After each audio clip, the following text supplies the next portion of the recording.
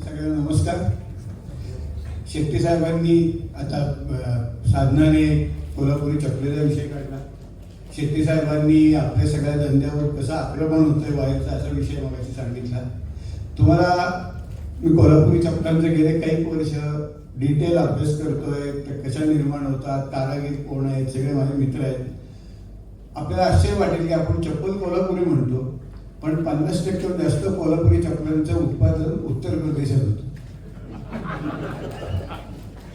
आणि कोल्हापुरी चप्पल ही सरोजिनीनगर मार्केटमध्ये दिलेली आहे 165 रुपयाला. मी स्वतः विकत घेतली. म्हणजे आमच्या इथला जो कारागीर आहे, उदाहरणार्थ आमच्या इथला फणसवाडीला साहेब गारगोटीपाशी एक लोकरे म्हणून अत्यंत सचिन लोकरे खूप चांगला कारागीर. सचिन जेव्हा चप्पल बनवतो तेव्हा तो पट्टणकोडीला जाऊन तिथनं भांडून काहीतरी चांगलं आणतो. ते चांगलं 21 दिवस कमवलेलं असतं, हिरडा घालून आणि बाबळ्याची साळ घालून 21 दिवस कमवलेलं असतं. त्याला ते चांगलंच जवळजवळ खूप पैसे देऊन पडतं. मग तो घरी चांगलं घेऊन येतो. मग 4 दिवस तो त्याच्या बायकोला ती चप्पल बनवायला लागतात. ते बायको बारीक वेण्या घालते, ह्या बाकी सगळं काम करतो. ही चप्पल जेव्हा त्याच्या हातातनं बाहेर पडते तेव्हा तिची कॉस्ट 2,500-3,000 रुपयावर जाते. कारण चांगलं जर 4 लोकांचं आज 2 लोकांचं 4 दिवसाचं कामगार 500 रुपये तरी धरणार का नाही, तर ती कॉस्ट धरून परत मध्ये दुकानदाराकडे येते. दुकानदाराचं त्याचं काय मार्जिन नसतं. हे सगळं मार्केट जे शाहू महाराजांनी बसवलेलं आहे शिवाजी मार्केट, या मार्केटमध्ये ती जेव्हा येते तेव्हा तिची किंमत 3,000-3,500 रुपयापर्यंत जाते. ह्याच्या उलट ती जी चप्पल बनते आज उत्तर प्रदेशामध्ये, ती चप्पल ही केमिकली ते टॅन केलेलं असतं चांगलं. ते केमिकली टॅन केलं, कापतात, चिटकवतात ते डिंकानं. त्याला सोल्युशन म्हणतो आपण, ते सोल्युशन म्हणतात, त्याने चिटकवतात आणि ते चिटकवून लगेच मार्केटमध्ये दिवसाला 10-15 जोड तयार होतात. ती 150 रुपयाला 100 रुपयाला होलसेलला पडते ती चप्पल. आमचा लोकरी त्याशी कॉम्पिटिशनच करू शकत नाही. त्यामुळे आमच्या इथला उद्योग आहे हा कोल्हापुरी चप्पल, हा कोल्हापूरचा आपला उद्योग आहे, आपल्या लोकांनी बसवला आहे.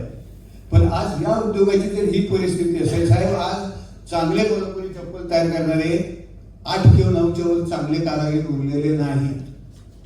आणि तिकडे स्पर्धा करायला लागते. तिथं वाईट चपला बनतात, तिथं प्लास्टिकच्या चपला बनतात. म्हणून आमच्या इथल्या समाजाला सुद्धा तशाच चपला बनवायला लागतात, कारण त्याला मार्केट भेटत नाही. त्यामुळं चांगले कारागीर आहेत, जुने जाणते कारागीर आहेत, आमच्या परंपरा आहेत, या परंपरा बाहेर निघून चालल्या. ह्याचा कधीतरी आपण विचार केला पाहिजे. तसंच माझी मुफीदपासून सुरुवात करतो. मुफीदने आज फार महत्वाचा विषय मांडला. आपला देश हा वैविध्यपूर्ण देश आहे आणि आपला देश वैविध्यपूर्ण असला. मी लहानपणची गोष्ट सांगतो. मी लहानाचा मोठा वाई नावाचं गाव आहे सातारा जिल्ह्यात. त्या वाई नावाच्या गावात झालो आणि मी ज्या गल्लीत वाढलो त्या गल्लीचं नाव होतं धर्मपुरी. ती पेशव्यांनी 18व्या शतकामध्ये सगळी बसवलेली ब्राह्मणांची वस्ती होती. तिथं मी लहानाचा मोठा. आमच्या गल्लीची मागची गल्ली होती ती संगराळी. तिथं सगळे बहुजन बलुते जाडीतले मुस्लिम समाज तिथे राहत असेल. कोण मुलानी असेल, कोण मुजावर असेल, कोण असे सगळे संगराळीचा, कोण निमगर असेल, पिंजारी असेल, असे सगळे समाज तिथे राहतात. आम्हाला लहानपणापासून सांगायचे आमच्या आळ्यातले लोक की तू मागं खेळायला गेलास तर जा, त्याला पाणी बिनी पिऊ नकोस. काय माझ्या धर्माचा संबंध नाही, ते घाणेरडे राहतात, तो आजारी पडशील. आणि आम्ही आपल्या आळ्यातल्या सगळ्या मुलांना तसं. मग पुढे 12 आणि तिथं काय होतं की आमच्या घराच्या कोपऱ्यावर तिथल्या एका पिंजऱ्यामध्ये पानाची गादी होती. आणि मी थोडं मोठ्याला कॉलेज आल्याकडे ते पान खायचं. एक दिवस काय झालं, मला कावळी दिली. म्हणून मी महिनाभर त्या दुकानात गेलोच नाही. महिन्याभर मी गेलो तर पिंजरी वापरून अरे का नाही आला. म्हणलं नाही आजी मला कावीळ झाली होती. ती लगेच म्हणली तुम्हाला कावीळ होणार ना, तुम्ही पाहुणे एवढी काढ राहता. विषय आपल्या देशामध्ये आपल्याला एकमेकांना समजायला अडचणी काय येतात, कारण आपला देश हा वैविध्यपूर्ण देश आहे म्हणून अडचणी येतात. वैविध्यता म्हणून अडचणी येतात. युरोपमधले जे देश आहेत तिथे विविधता नाही, त्यांनी विविधता पूर्ण संपवून टाकली होती. म्हणजे युरोपमधले जे देश आहेत ते एक भाषिक देश, एक धर्माचे देश. हे देश एकमेकांना मारून तयार झाले, लढाई करून तयार झाले. त्यांनी त्यांच्या देशातल्या बारीक बारीक भाषा संपवल्या, इतर धर्म संपवले, म्हणजे एक भाषिक.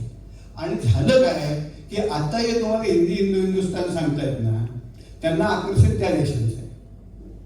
त्या देशांचे काय अंतर्गत संघाचे जे मुंजे होते ते जाऊन मुसोलिनीला भेटले.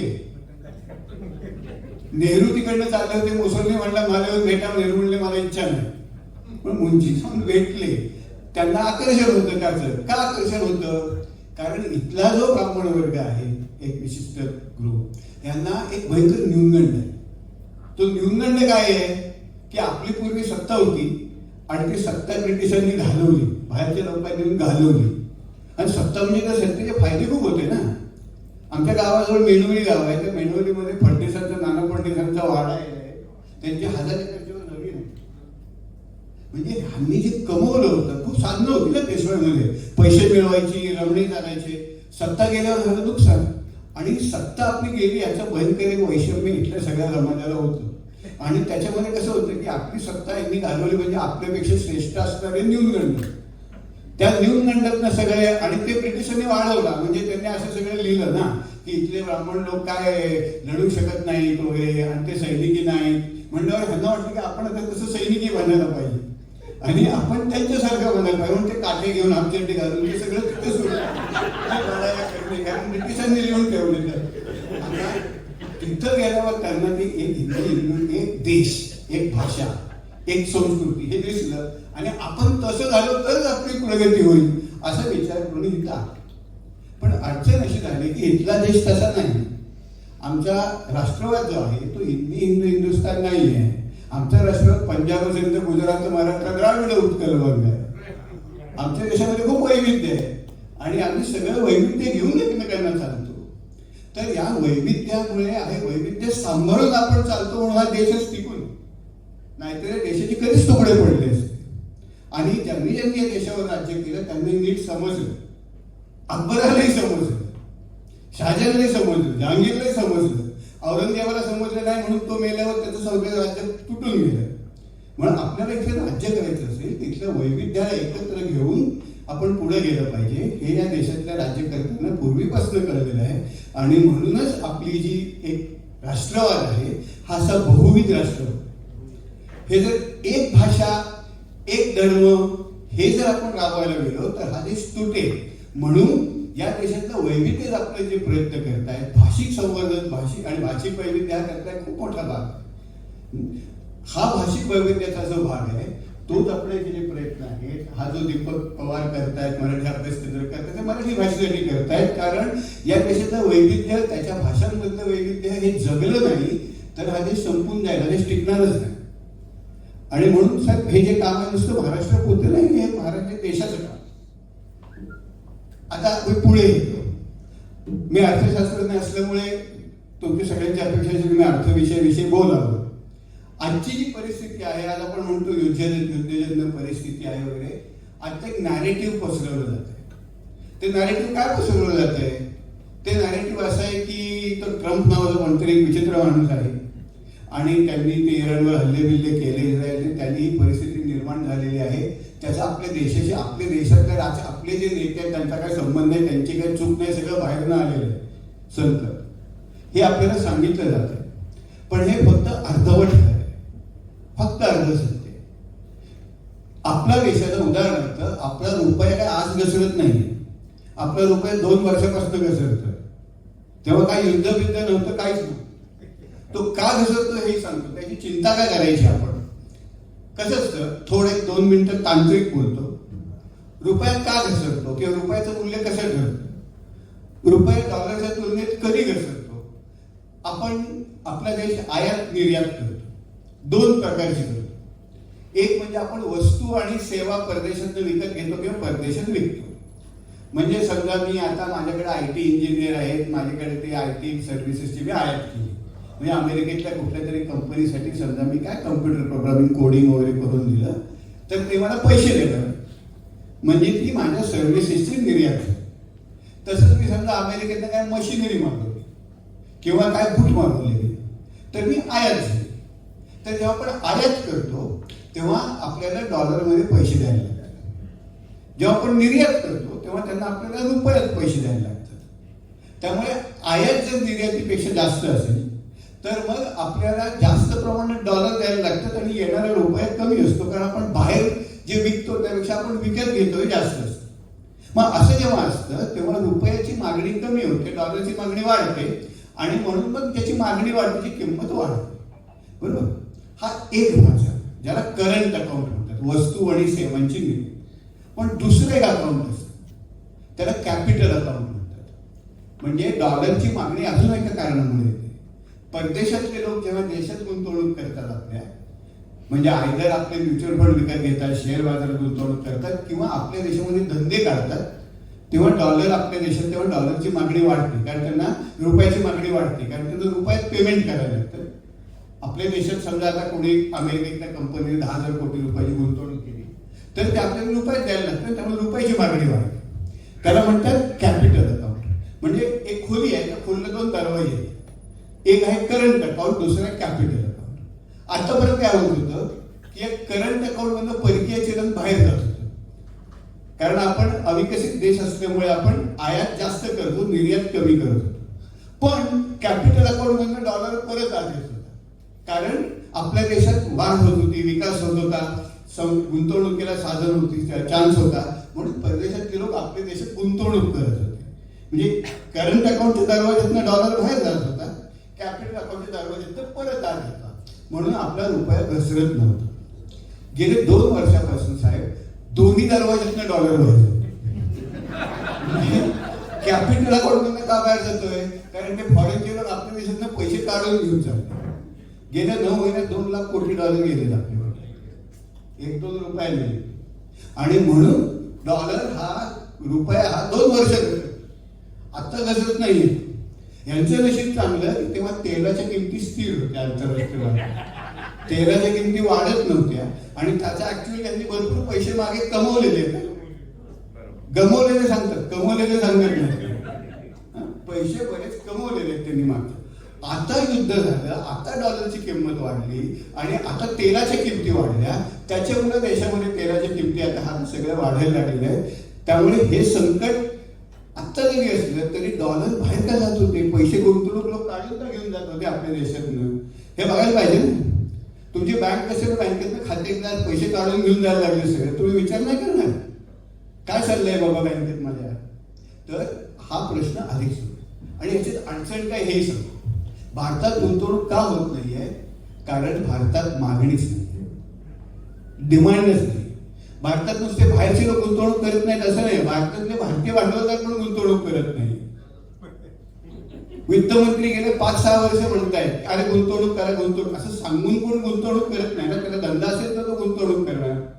मागणीच नाही म्हणून गुंतवणूक होत नाही भारतामध्ये, खाजगी भांडवलदार पण करत नाही. म्हणजे आपल्याला 2014च्या आधी 2008-9 या काळामध्ये आपल्या देशामध्ये गुंतवणुकीचा दर जवळजवळ 37% होता, असतो 22-23% होता. गुंतवणूकच होत नाहीये देशामध्ये, भांडवलदार बाहेरचे पण नाही करतात, खासगी पण नाही करत.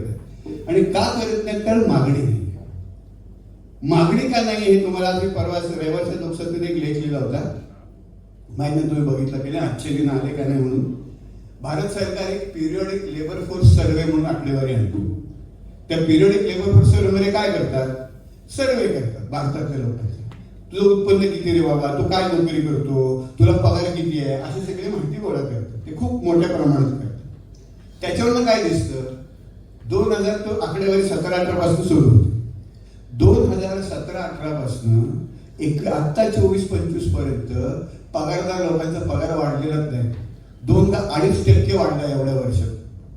म्हणजे आज इन्फोसिस मध्ये आज 2011 मध्ये सॉफ्टवेअर इंजिनियरचं जो जॉईनिंग पॅकेज होतं, आजही सॉफ्टवेअर इंजिनियरचं तेच जॉईनिंग पॅकेज 2 ते 2.5 लाख रुपये, वाढलेलं नाही.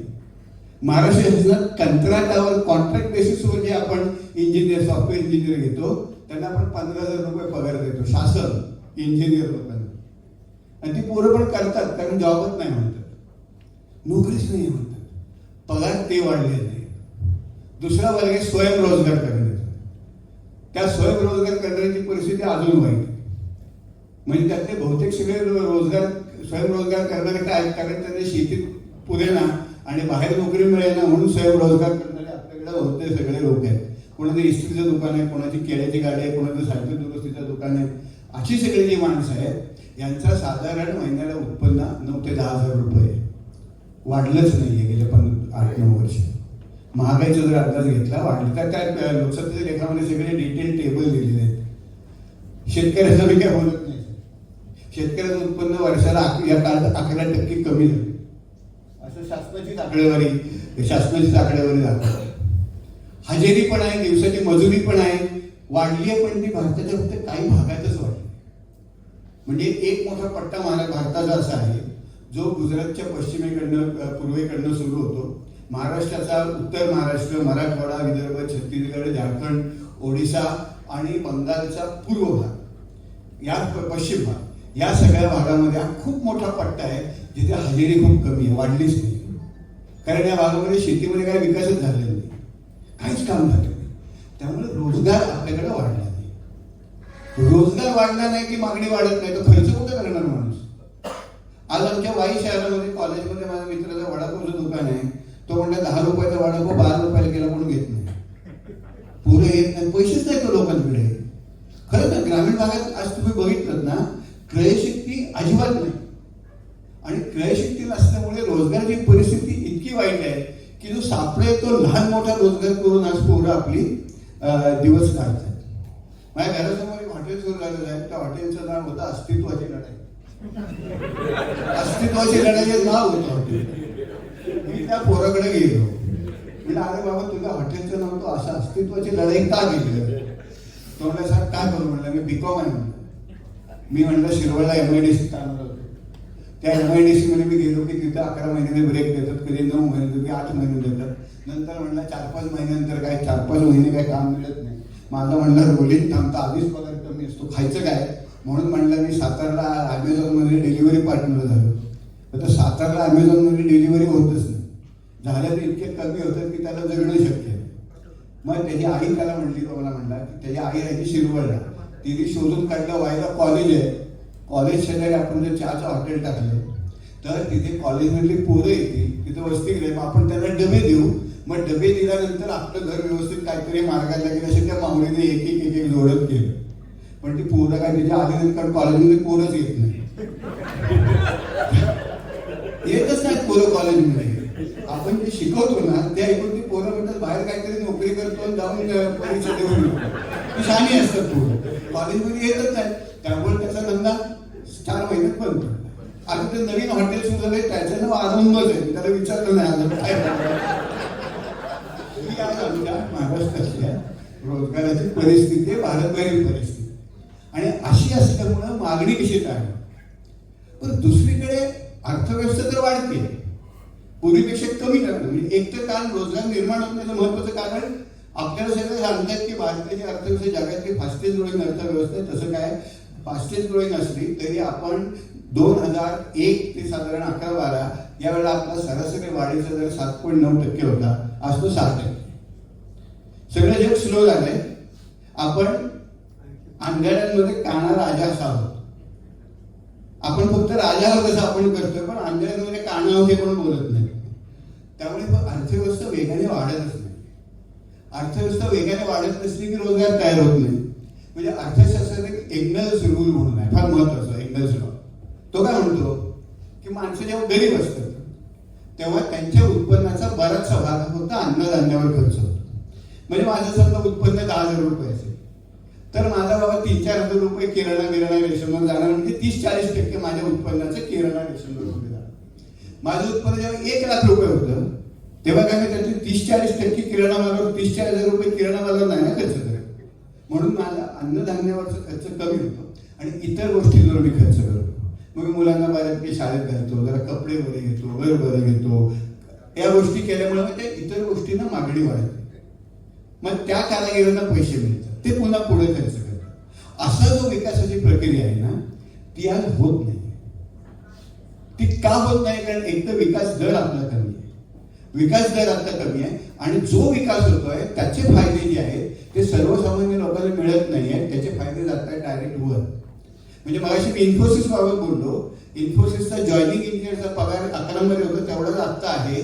पण भारतभरचे CEO जे आहेत कंपनीचे टॉप, त्यांचे एकूण त्यांचा जो पॅकेज आहे ते 850% वाढलेलं, 8 पट वाढले त्या काळामध्ये. म्हणजे पैसे वर जातात. आपल्याकडे जे 5 मोठे कॉंग्लोमरेट्स आहेत, अदानी, अंबानी, मित्तल, महिंद्रा आणि टाटा, हे 5ही जणांचे जे मार्जिन्स आहेत आणि या 5ही जणांच्या प्रॉफिटेबिलिटी आहेत त्या प्रचंड वेगळ्या आहेत. निफ्टी 50 उदाहरणार्थ या का गेल्या वर्षभरामध्ये 32% वाढले. म्हणजे पैसे दुसऱ्या लोकांकडे जातात, भांडवलदारांकडे जातात, लोकांकडे येत नाही. ह्याला प्रताप वर्धन म्हणून एक प्रख्यात अर्थतज्ञ आहेत, कारण मला फार आवडतं ते, त्यांनी याला एन्क्लेव्ह इकॉनॉमी म्हटलं. म्हणजे काय की 2 वेगळ्या अर्थव्यवस्था आहेत आपल्याकडे. वरचे जे श्रीमंत लोक, खालचे जे गरीब लोक आहेत त्यांच्याकडे पैसे येत नाही. पैसे नसल्यामुळे ते खर्च करत नाहीत. ते जो खर्च करतात तो रोजगार देणारा खर्च असतो. तो रोजगार देणारा खर्च, त्यामुळे रोजगार निर्माण होत नाही. रोजगार निर्माण होत नाही गरिबांचा, म्हणून पुन्हा पैसे हातात पैसे येत नाही, परत खर्च होत नाही. म्हणजे खालची व्यवस्था सगळी ढासळत नाही. आणि वरची जी व्यवस्था असते, या सगळ्या मोठ्या भांडवलदारांकडे जे पैसे येत आहेत ते भांडवलदार काय करतात, ते काय रोजगार निर्माण करणाऱ्या वस्तूंवर खर्च करत नाहीत. ते काय माझ्यासारखं कोल्हापुरी चपला घेत नाहीत, म्हणजे तो 4-5 लोकांना काम मिळेल असं करत नाही. ते डायरेक्ट नायकीचे बूट घेतात, त्यांना रोजगार होत नाही. आणि त्याच्यापेक्षा बेकार म्हणजे आलेले पैसे जे आहेत ते डायरेक्ट ते परदेशात घेऊन जातात आणि इथे टॅक्स बसतो. हे सगळे जे टॅक्स हेवन आहे, गेल्या काही वर्षांमध्ये भारतातले 33,000 अल्टरनेट इंडिव्हिज्युअल भारत सोडून गेलेले. 33,000, ज्याला मी अल्टरनेट इंडिव्हिज्युअल म्हणतो. अल्टरनेटवर मी श्रीमंतातले श्रीमंत पैसे इथे कमवले, भारत सोडून बाहेर आले. त्यामुळे इथल्या व्यवस्थेमध्ये पैसाच खर्च होत नाही, जातच नाही पैसा. ह्याचं करायचं काय? आणि हा प्रश्न फार गंभीर आहे. कारण हे लक्षात घ्या की आता नुकतंच 19 मेला पुस्तक आलं, फार महत्वाचं पुस्तक आहे. संतोष मेहरोत्रा आणि ययाती परिदय 2 अर्थतज्ञ. संतोष मेहरोत्रा फार सिनियर अर्थतज्ञ आहेत. त्यांनी या पुस्तकाचं नाव दिलंय इंडिया आउट ऑफ वर्क. कामच नाही. आणि त्यांचं म्हणणं असं आहे की आपण जे म्हणतो की आमचा देश तरुण आहे, आपण म्हणतो ना डेमोग्राफिक डिव्हिडंड ज्याला म्हणतात, की आमचा देश तरुण आहे, आमच्या देशात कमावते लोक खूप आहेत आणि यातनं आमच्या देशाची प्रगती होणार आहे. हा डेमोग्राफिक डिव्हिडंड आपल्याला 2040 मध्ये सापडणार. 2040 मध्ये आपण म्हातारे होणार. किती वर्ष उरली? 15 वर्ष उरली. बरोबर. म्हणजे अशी कल्पना करा की एक कुटुंब आहे, त्या कुटुंबामध्ये म्हातारी आहे आणि 5 तरुण कमावती पोरं आहेत. कुटुंब एकत्र आहे. समजा ही पोरं शिकलेली असतील, त्यांचे धंदे जोरात चाललेले असतील, पैसा वगैरे भरपूर येत असेल, एक दोघांची दुकान आहे, एक 2-3 काय सॉफ्टवेअर इंजिनियर आहे, कोण डॉक्टर आहे, वकील आहे वगैरे, आणि सगळ्या घरामध्ये पैसा भरपूर येतोय, तर हे कुटुंब काय करेल? काही वर्षाने म्हातारे होतील पण त्या कुटुंबाला टेन्शन नसेल ना, कारण सगळं सेट झालं असेल ना. पैसे बँकेत पैसे असतील, कुठे इन्व्हेस्टमेंट केलेली असेल, 4-2 दुकानं घेतली असेल, कुठे शेत घेतलं असेल, घर बांधून दिलं असेल, असं करत करत त्याचं कुटुंबाचं चालतं. पण समजा कुटुंबात 5 जण आहेत, तरुण आहेत, पण ते शिकलेले कमी आहेत, त्यांच्या हाताला काम नाही. म्हणजे त्या 5 मधली 3 जण बिगारीला कामला जातात, 1 जण कुठं हॉस्पिटलला कॉन्ट्रॅक्ट वर्कर आहे, 3रा शाळेत, प्राथमिक शाळेत टेम्पररी शिक्षक आहे. तर या कुटुंबाचं जेव्हा हे कुटुंब म्हातारं होईल तेव्हा त्याकडे कोण बघणार? त्याची तरतूद झाली असेल का? नाही झालेली. तर परिदा आणि हे जे म्हणतायत मेहरोत्रा आणि परिदा, ते म्हणतात की 15 वर्षात आपला देश म्हातारा होणार. जे करायचं ते फक्त आपल्याकडे 15 वर्ष, आणि या 15 वर्षामध्ये आपला आर्थिक विकासाचा दर 9% वर गेला. आणि 9% वर तो कसा जाईल? तर तो रस्ते बांधून साहेब जाणार नाही. म्हणजे शक्तीपीठाचं तुम्ही इकडे शक्तीपीठ महामार्ग बघताय, तो दुसरीकडे जिथे छत्तीसगडमध्ये ओरिजिनेट करणार आहे ते मी बघून आलो. सुरजागडचं जे मोठं जंगल आहे त्या जंगलामध्ये मोठ्या प्रमाणात खाणी आहेत, छत्तीसगडचा सगळा बेट, आणि तिथनं जी खाणीतलं जे खनिज आहे ते खनिज आपल्याला गोव्याला व्यवस्थित लवकर पोहोचवायचं आहे. ते खाण मला वेगळं आहे, म्हणून आपल्याला इथे शक्तीपीठ असलं पाहिजे. सुरजागडच्या खाणीत मी जाऊन आलो, लोकांशी बोललो. त्या खाणीमधनं काय होतं, म्हणजे तिथं आदिवासींनी 3-1 वर्ष आंदोलन केलं. त्या आंदोलन फोडलं, लोकांना तुरुंगात घातले, पैसे दिले. नक्षलवादी सुद्धा आता सगळे बंद पडले, मेले ते नक्षलवादीला पैसे देऊन ते मिटवले. म्हणजे 10 वर्ष नक्षलवाद्यांनी खाणीला विरोध केला. आता मी तिथे जाऊन एका नक्षलवाद्याला भेटलो, तो लॉईड स्टेटचा पीआर म्हणून नोकरी करतो. ही नक्षलवाद्यांची परिस्थिती आता सोडली त्यांनी. तो हरियाणामधला एक नक्षलवादी आहे. तर तिथं एका गावात गेलो, मालमपाडी म्हणून गाव होतं. सुरजागडची खाण आहे, त्याच्या खाली गाव आहे. त्या सुरजागडच्या खाणीतलं सगळा लाल धुरळा येतो. त्या गावातली नदी ही लाल भडक आहे, लाल भडक आहे, तिथं गाळ आहे सगळं. गुरं उन्हाळ्याची पाणी प्यायला जातात. 6 गुरं त्यात अडकून या वर्षी मिळली. 6 गुरं गावातली. लोकांची शेती आहे, भात शेती. ती भात शेती सगळी त्या गाळानं भरलेली आहे. पाऊस पडला की तिथं तो गाळ जो आहे तो 6-7 फुटाचा चिखल होता. भात शेती संपलेली. तिथला एक पोरगा होता, आदिवासी पोरगा होता, टोपो म्हणून.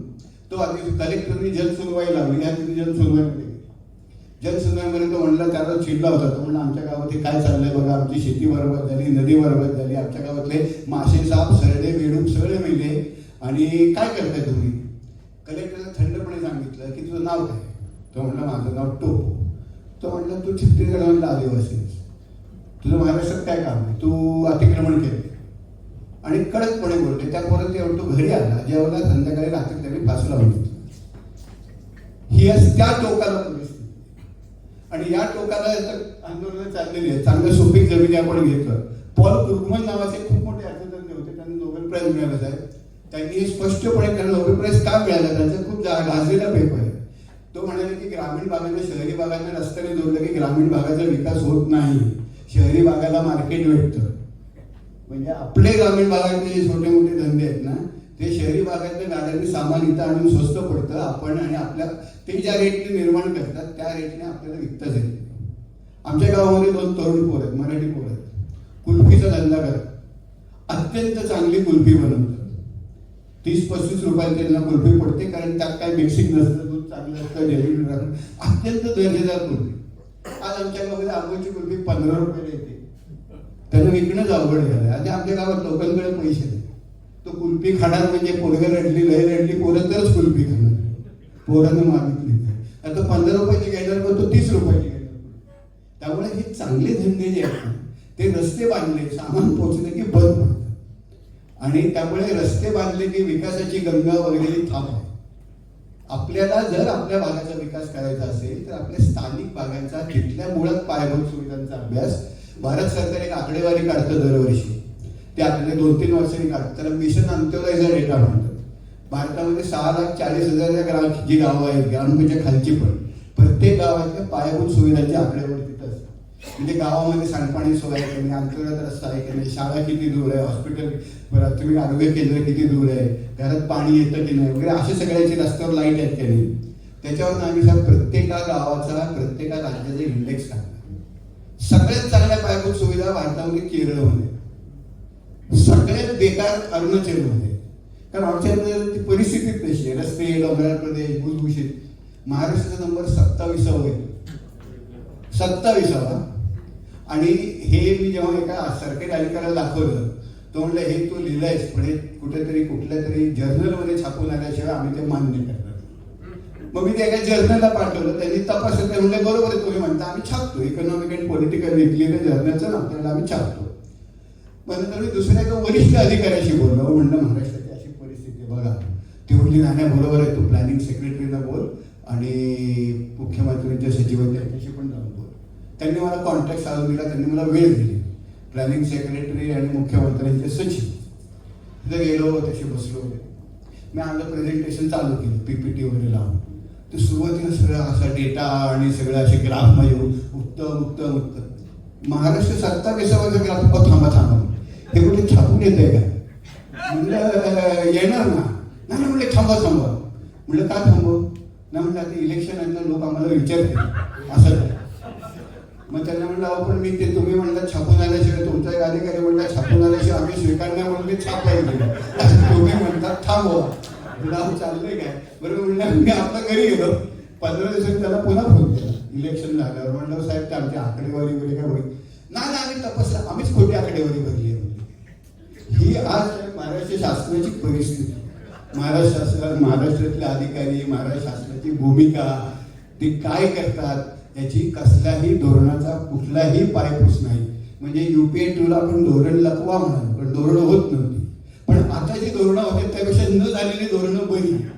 असं परत काहीतरी लपवा येऊ दे.